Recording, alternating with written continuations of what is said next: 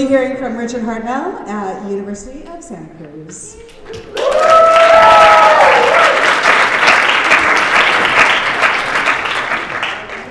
Hey everybody, thanks for coming. We're gonna make it. I'm really tired right now. All right, any Bill Hicks fans in the house? Yeah. All right, for those of you who are not Bill Hicks fans, he famously said at the end of one of his acts that he was tired of hearing all these negative stories on TV about drugs. Right? Oh, some kid took acid, he jumped out of a window, and he died. That's all you ever hear on the news. Right? And he said, "Where's my positive LSD story on the news? Why didn't you ever hear, like, last night a young man on acid realized that all matter is simply energy condensed to a slow vibration. That there's no such thing as death, that life is but a dream, and that we are all simply one collective consciousness experiencing itself subjectively." Here's Tom with the weather.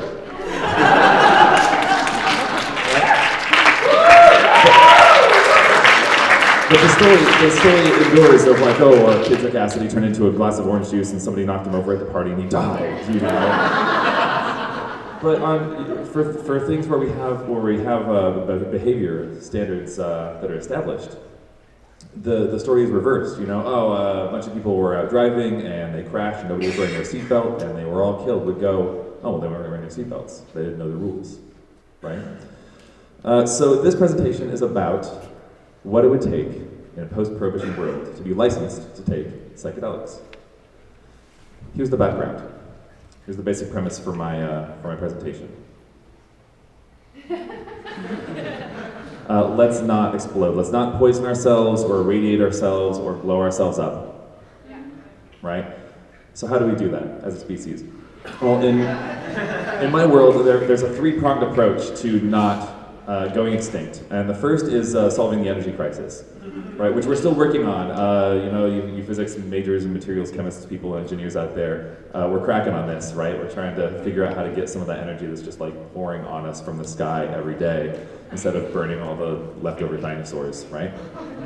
Causing wars and all that. So we haven't figured it out yet, we're working on it. The second prong is decentralizing the means of production, removing the means of production from the bourgeoisie, and that's already happening through 3D printing, right? We're doing it. Now you can like buy a 3D printer and then print another 3D printer, right? Eventually, when we're allowed healthcare in the country, we might even be able to print a new heart or ear or liver or something, right? So we're doing it, we're working on that. And I think the third prong of not going extinct is walking the so-called path with a heart. Right, because it doesn't matter if we have infinite energy and can make everything we want if all we ever want to make is more plastic crap. Right?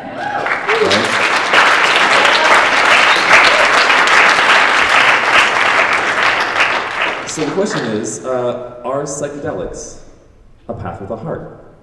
There's an old story about Ram Dass and Tim Leary. This talk came about because of a screening that my chapter did with a group called the Brain Mind Consciousness Society at the University of California, Santa Cruz. We had this screening of this film called Dying to Know, and it's about Timothy Leary's dying process and his lifelong relationship with Ram Dass, two of the most prominent proponents of psychedelic drugs in maybe history, or at least the history of the US.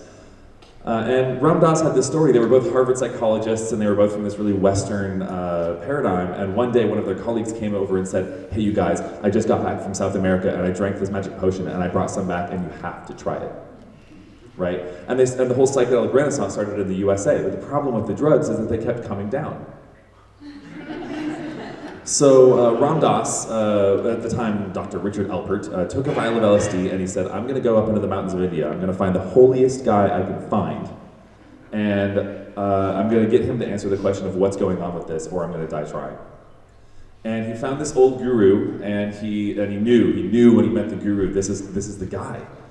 And he gave the guru the LSD, and the guru took a huge dose of LSD, and he said, after a while, "I can understand how this is so popular with Americans. Because y'all don't have a regular spiritual practice, right? But now you're like forced to see God and do all the stuff that we know like is real through our spiritual practice. But this is gonna wear off in a while, right? So let's do some yoga now." Right? And we see psychedelics as a sort of gateway drug to things like sitting meditation or movement arts, or even just not feeling crappy all the time. Well, people are using psychedelics therapeutically to solve post-traumatic stress disorder and do more effective therapy. That was Leary's big beef with psychology. It was like, no matter what we do, like one of the most decorated psychologists in the country, and I still can't get over a third of the people to recover, and they're the ones who were going to recover anyway. So why did they even come and pay me $100 an hour for psychotherapy? You know, and that's still kind of like a mode in psychotherapy, like. You know, it's still like the field of case studies. The science is still kind of, yet to erupt. So the question then is, what is getting a Psychonaut's license like? And the first analogy that came to mind in the conversation was driver's ed. It might look a little bit different in the context of psychedelics. Right? You find somebody who knows more than you, who you ride along with. You have all these projects, right? That you have to learn how to do, and then you go and you ride along with somebody, and they critique your form. They tell you all this stuff to do, all this stuff not to do. So what I did was I looked up the DMV.org's 11 means of failing your driving test, and I found a few that were kind of analogical, right? The first is forgetting the laws, right? And this reminded me of the 3 cardinal rules of psychedelics, which were taught to me by the first person who ever fed me acid. And the 3 cardinal rules of psychedelics were water drowns, fire burns, and you cannot fly. More recently, a friend of mine added a 4th cardinal rule, which is cars are real. Other ways of failing your driver's test are failure to yield to pedestrians. So the equivalent for your tripping test would be, if you go to the party or whatever, you make a huge scene, you fall apart. You make some improper lane changes into somebody who's straight or the security guard or whatever. Maybe it's not time for you to go it alone yet. Maybe you have like a tripper's permit, where you can't go out at night, or you have to bring somebody who's like over 25 and has had their license for X number of years, right? Poor vehicle condition. The analogy for that is poor vehicle condition. People are saying that psychedelics could possibly exacerbate, latent schizophrenia and that sort of thing. Though there was a Dutch study recently that found no correlation after, I think, a sample size of about 14,000 people. So hit me up for a copy of that paper if you want it. And finally, just not practicing enough was a way to fail your driving test. Here's somebody parallel parking. Who aced parallel parking on their driving test? Nobody. You're all lying. So over time, you learn the minutia. You eventually become a better and better driver. You're not 100% qualified once you pass your driver's test, right? So you learn the important stuff, like drinking water, but not too much water, or making sure you're fed or eating food, but making sure you're eating the right food.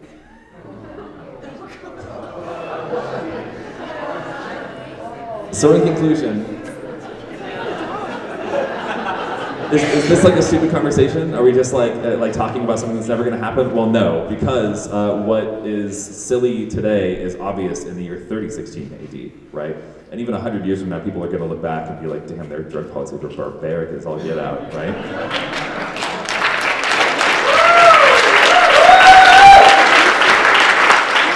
Education is the displacement of ignorance. So if we go around acting like we're all licensed trippers, then people are going to go around telling stories about us, like finding ourselves and recovering from post-traumatic stress disorder or social anxiety or whatever, instead of like the boy who turned into a glass of orange juice, which never happened.